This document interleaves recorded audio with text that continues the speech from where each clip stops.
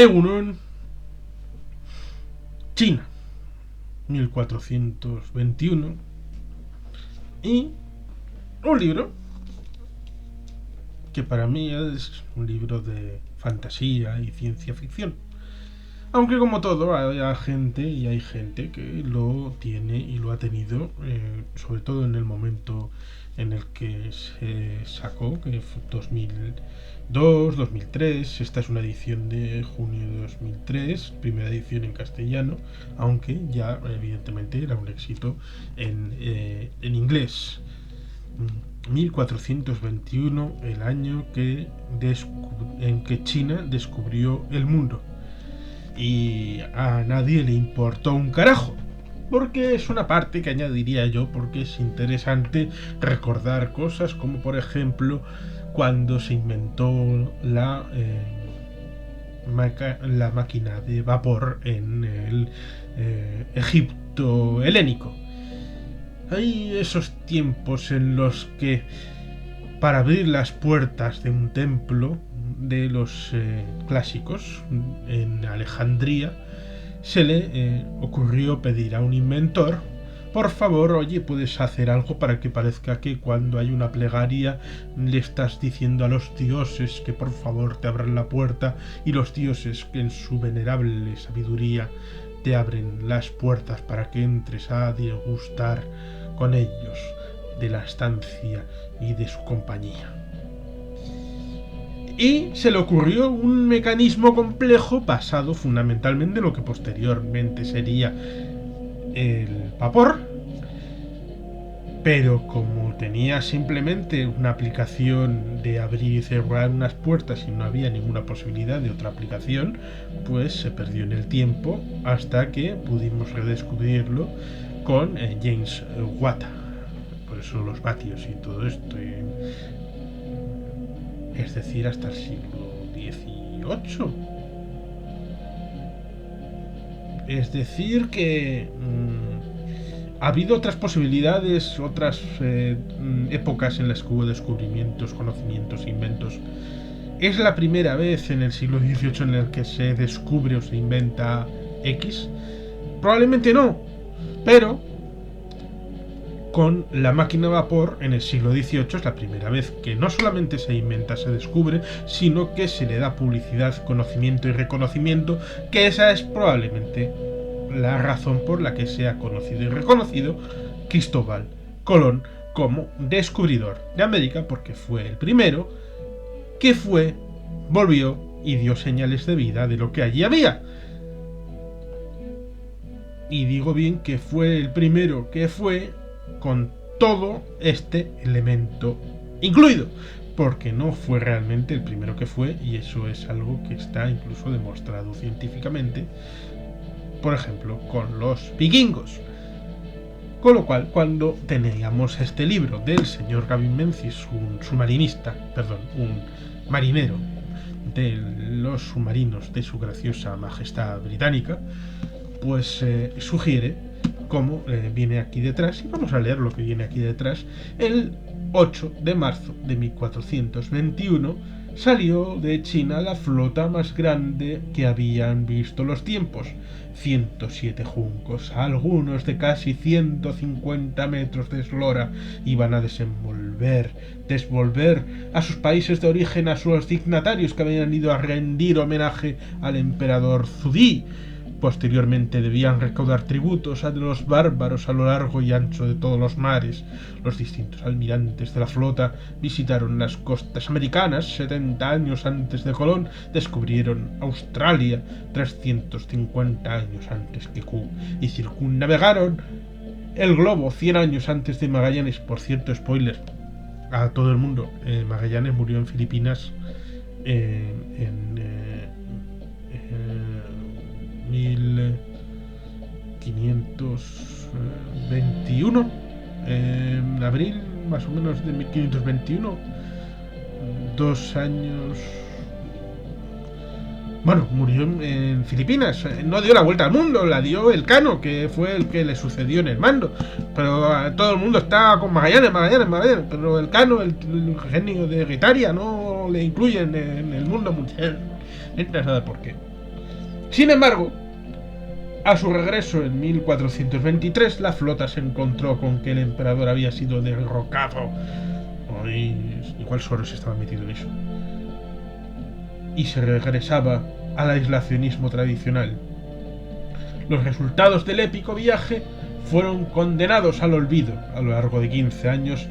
Sir Gavin Menzies, el ser se lo dio, ha realizado un trabajo de investigación que le ha permitido reconstruir las navegaciones chinas del primer cuarto del siglo XV. El resultado es este libro, un trabajo tan audaz como riguroso, tan monumental como apasionante, que ha merecido el respeto a la comunidad científica y nos obliga a cambiar nuestra visión de la época de los grandes descubrimientos europeos. Bien, es un libro interesante, entretenido, que lo leí en su momento. Digamos que tengo la prueba, sí, aunque no se vea absolutamente nada, aunque haciendo un ojímetro así, más o menos ahí, que pone aquí y pone allí, pues está comprado en Artea. Esta es la factura de su momento, del día 7 de agosto de 2003, con lo cual prácticamente muy cerca de del momento en el que se publicó este bonito libro.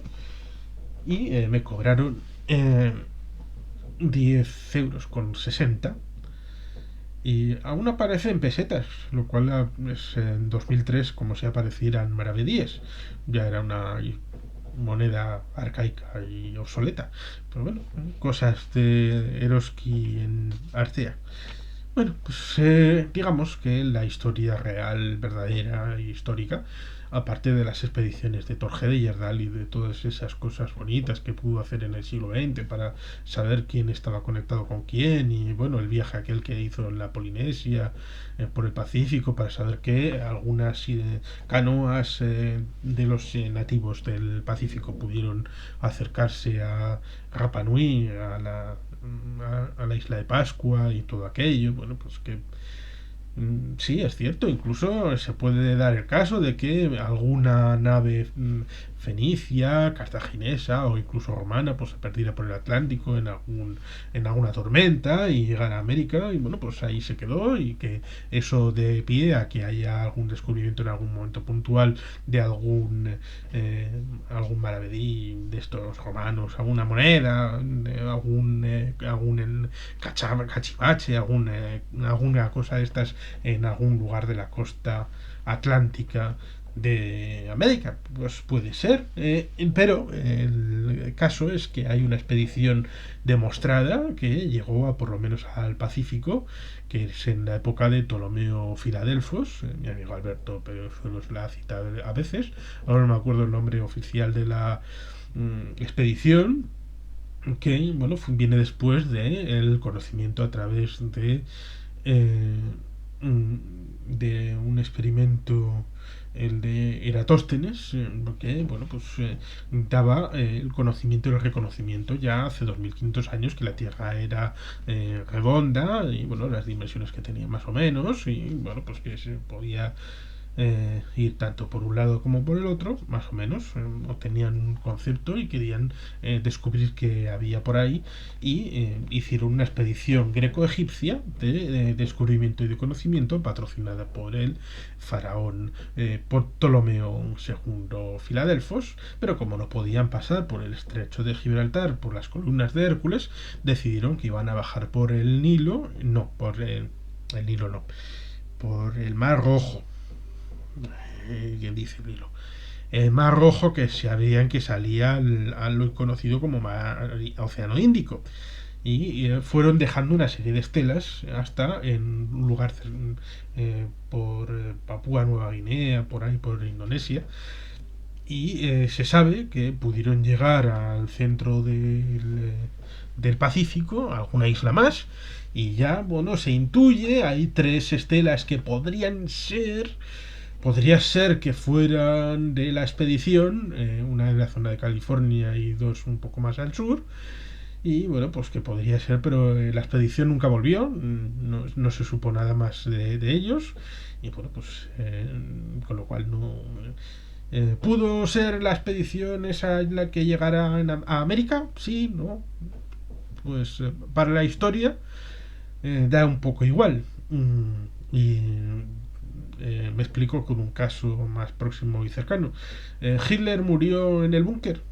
Para la historia da igual si murió o no murió en el búnker, si salió o no salió, porque el Hitler histórico murió en el búnker.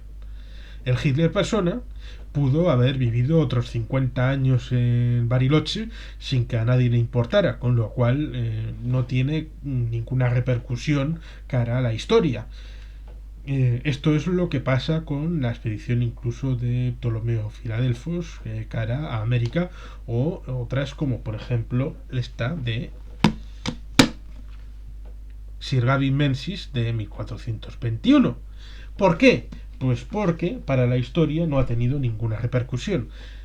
Y vayamos al hecho concreto. 1421 es un momento en el que China tiene, evidentemente, como dice la contraportada, un momento de división y de confrontación interna.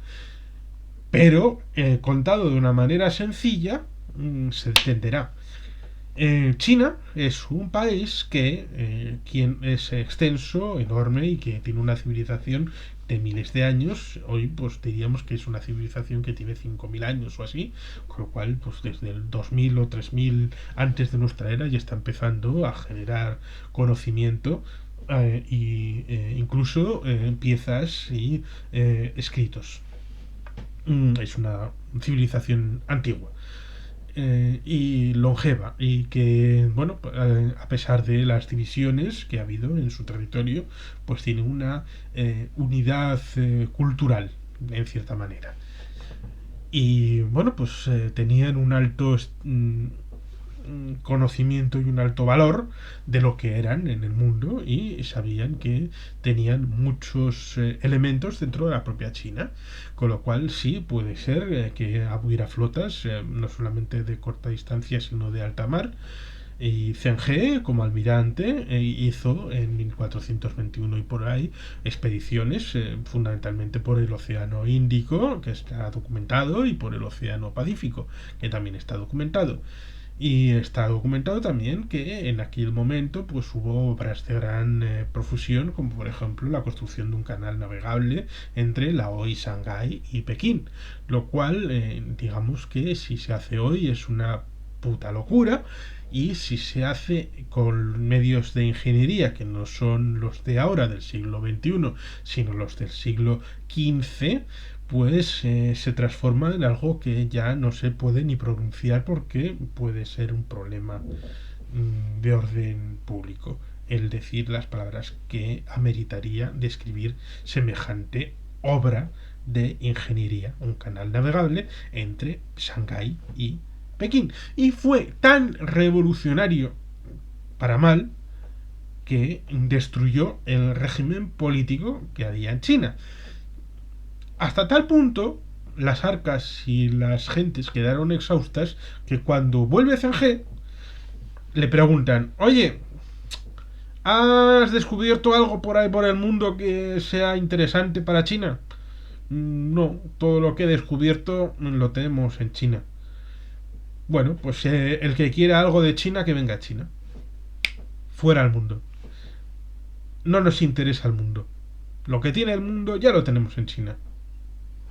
Con lo cual, oye, pues fuera flota de alta mar, que ya no tenemos que ir por el mundo a... Es tan sencillo como eso. Mirar la historia de China y qué pasó y poner en el contexto. Eso sí, como libro de fantasía y de ciencia ficción de Sir Gavin Menzies, insisto, el ser se lo doy yo porque soy así de generoso, de 1421, el año que China descubrió el mundo, es muy entretenido y muy divertido. Eso sí, yo no llego al punto de seguir con el libro 1434, el año en el que una flota china llegó a Italia y fundó el Renacimiento. Sí, los chinos hicieron el Renacimiento. Porque no descubro nada, así que Sir Gavin Menzies, insisto, se lo doy yo graciosamente, porque soy así de generoso, a pesar de no estar emparentado con la familia Windsor. pues digamos que ha habido una beta intelectualoide de tratar de minusvalorar los logros y éxitos europeos como si estuvieran vinculados a una corriente imperialista, y reconocer cualquier cosa buena que han hecho los europeos significará reconocer que los europeos tienen derecho de pernada con el resto del mundo y del universo. O reconocer que, claro, como usamos el mapa de Mercator, es ganas de conquistar otra vez el mundo y un ánimo imperialista y oscuro hay de los europeos con el mundo mundial. Con lo cual, ¿qué hay que hacer? Hombre, yo recomiendo que el que tenga el libro este de 1421, el año que China descubrió el mundo, que lo lea con mucho cariño. Hombre, no pasa nada. Pero para mí sigue siendo un libro de fantasía y de ciencia ficción. Porque está bien contado, es entretenido, pero no tiene pruebas para lo que cuenta.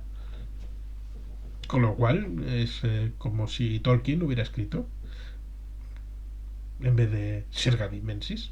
Sin más, aparte de recomendar y reconocer que he leído y que la gente no tiene ningún problema en que lo lea, a pesar de que el momento en el que tuvo su estrellato fue en 2003 y no en 2020, que lo lean como fantasía y como ciencia ficción, y que vayan a buscar historias de verdad después, como la de la expedición de los tiempos de Ptolomeo Filadelfos, que eso sí está documentado, y otras como la de Magallanes Elcano, que fue la primera en circunnavegar al mundo y dar razón de que la habían hecho, porque es importante hacerlo, y después que tenga un propósito, una utilidad y un conocimiento y un reconocimiento de la gente que vive contigo, para que todo el mundo lo pueda, como se suele hacer en el método científico, reproducir por sus propios medios, siempre que los tengan, porque el método científico no implica que todo el mundo tenga que tener los propios medios para hacerlo,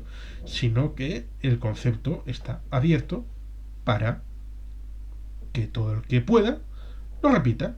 Y a partir del Cano Magallanes, después vino Sir Francis Drake, ese gran pirata inglés, para tratar de hacer lo mismo, pero para la corona británica, y decir, o intentarlo, de que ellos habían sido los primeros en circunnavegar el mundo.